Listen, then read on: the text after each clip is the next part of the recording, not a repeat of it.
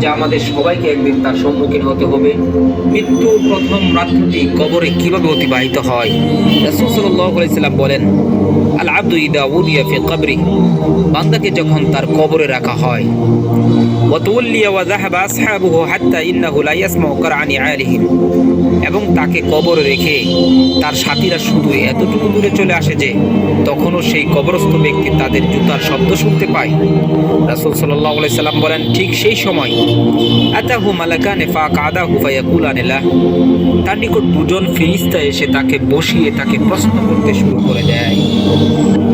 এখানে ফেরেশতাদ্বয় মাইয়িতকে শোয়া থেকে বসানোর পর সে যা দেখতে পায়, রাসূল সাল্লাল্লাহু আলাইহি সাল্লাম বলেন, মুসিলাতিশ শামসু লাহু ইনদা গুরুবিহা, তার কাছে মনে হয় সূর্য ডুবে ডুবে যাচ্ছে।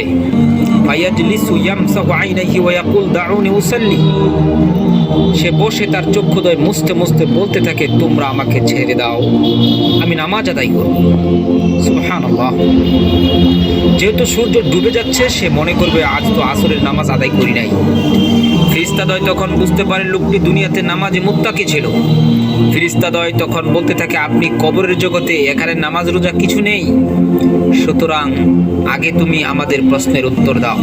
আর রব্বুক, তোমার রব কে? ফায়াকুল রব্বি আল্লাহ, তখন সে বলে, আমার রব হলো আল্লাহ। ফায়াকুলুনা লাহু মা দীনুকা, তারা উভয় তাকে প্রশ্ন করে, তোমার দিন কি? ফায়াকুলু দীনি আল ইসলাম, মুমিন বান্দা বলে, আমার দিন হলো ইসলাম।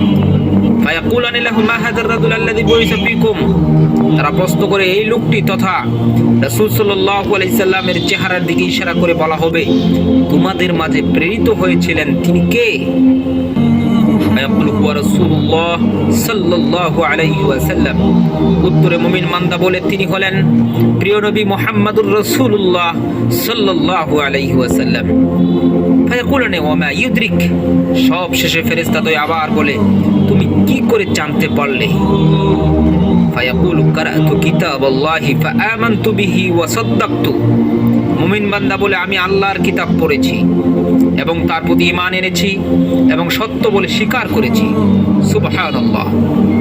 এজন্য আল্লাহ তাআলা ইরশাদ করেন, ইউসাব্বিতুল্লাহুল্লাযীনা আমানু বিল কওলিস সাবিতি ফিল হায়াতিদ দুনিয়া ওয়া ফিল আখিরাহ, যারা শাশ্বতবাদী তথা তাওহীদে বিশ্বাসী, তাদেরকে ইহজীবন ও পরজীবনে আল্লাহ তাআলা সুপ্রতিষ্ঠিত রাখবেন। সুতরাং কবরে মুনকার নাকির প্রশ্নের উত্তর কেবলমাত্র তারাই দিতে পারবে যারা মৃত্যু পর্যন্ত ঈমানের পথে প্রতিষ্ঠিত ছিল। যারা ইহকালীন জীবনে ঈমানের উপর প্রতিষ্ঠিত ছিল না, মৃত্যুর পর